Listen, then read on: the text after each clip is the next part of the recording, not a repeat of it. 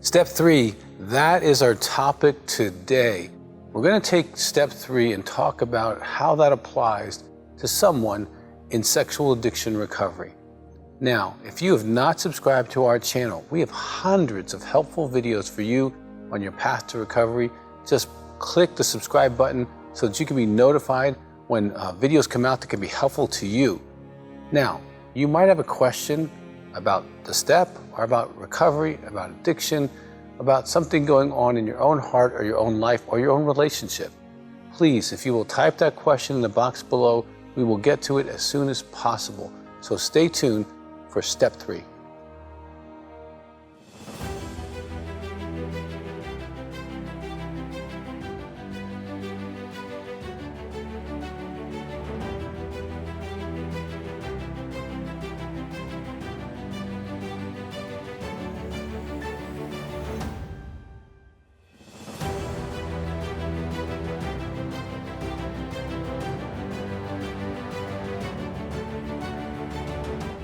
Step 3 is a very powerful step. It's actually a turning point. It's a place where the writers changed the language. The very first version of step 2 was to turn your life over to God, to come to believe in God. But they changed it to a higher power because there was a lot of people in the process who, had different, we're talking about the 30s, different concepts about God and religion. So we get past the higher power. Now we're coming to a real place in step 3 where we make a different step. Made a decision. Now, as I talk about making a decision with anybody, the first thing that comes to my mind is that's a process. You don't come to a decision instantly. Sometimes it's moments, sometimes it's minutes, sometimes it's hours, sometimes it's days, sometimes it's decades. When you make a decision, there's absolutely a place and time where you can say, that's where I made that decision. Some people have spiritual encounters. They go, that's where I gave my heart to Christ, or that's where I had a transformational moment. Right there, at that place, on that rock, on that river, okay? When you make a decision, you know where you made a decision. So if you're on your way to make a decision, be gracious with yourself. Give yourself time, but do the research, think it out, talk to people who are ahead of you in the step process, talk to people that you spiritually respect. In every area of life, it's good to have people that are ahead of you that you respect, that you can ask questions, be it financial, spiritual, relationship, business, whatever it is. So in the process of making a decision, find people who've already made a decision, who are following a decision. And that oftentimes can help you expedite your own process of making a decision. Now, the decision you're making is powerful. Actually, the most powerful one you'll ever make in your life. And that is to turn your will and your life over. Now, I want to talk about the will. The human will is the most powerful thing in the world. It can make skyscrapers or atomic bombs. It can murder, it can create medicine. It can go the distance up mountains, and it can kill. Self-will run riot is the absolute cornerstone of the definition of addiction. It's when we're so addicted to our will, we only do what we want to do. No one tells us what to do. You're controlling if you even make a suggestion to this person. Self-will is destructive. I know, I've been there. I've seen thousands of people self-destruct just by the sheer will. By making a choice that's bad and sticking with it and sticking with it and sticking with it. It wouldn't matter if it was alcohol, drugs, sex, food. And we're talking about sexual addiction. So pornography, self-behaviors, relationships with others that are inappropriate. And they stick with it and they stick with it and they stick with it. But now we're turning our will over. We're saying to ourselves, I don't know what's best for me anymore. I'm not making good choices anymore. This processor between my ears, it's not always working right. So I'm going to turn my life and my will over. So you turn your will over, you're actually turning over the freedom to make your own choices. So when God says yes, you say yes. When God says no, you say no.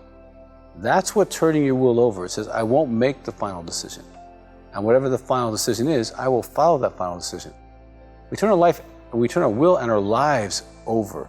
We give our very heart to God. And we say, God, you have me.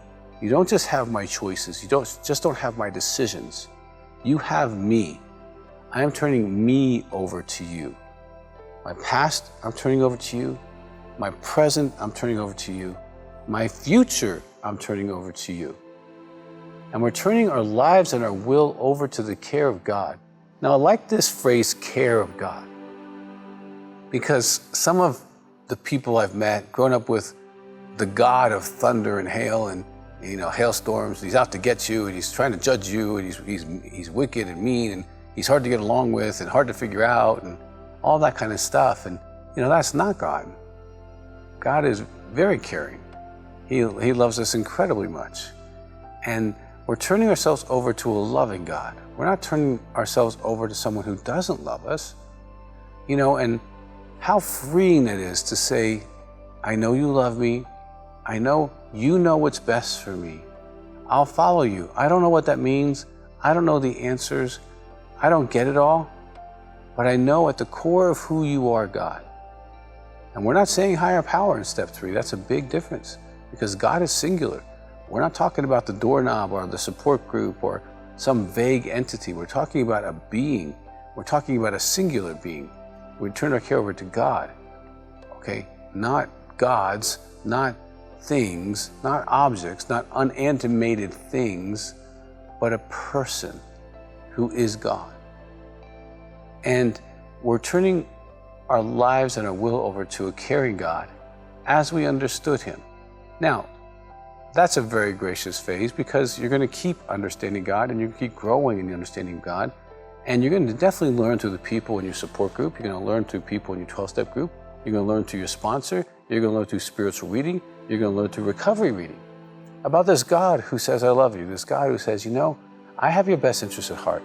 If you would just hang with me, learn from me, the very appetite for pornography, the very appetite for sexual addiction, the desire to destroy yourselves through sex, the appetite can go away because you can feel loved. You can feel that there's accountability 24/7. You can feel that you have support. You can feel like the supernatural is possible, that God will send you a way out of things you get in trouble with. He will send you people to be answers to you, that you can trust and you can lean into him. And what's beautiful about the steps is that they so connect to human development, because trust is the beginning of all human development. And when we go from mistrust in our addiction to trusting God, we actually take a developmental step in the right, healthy direction.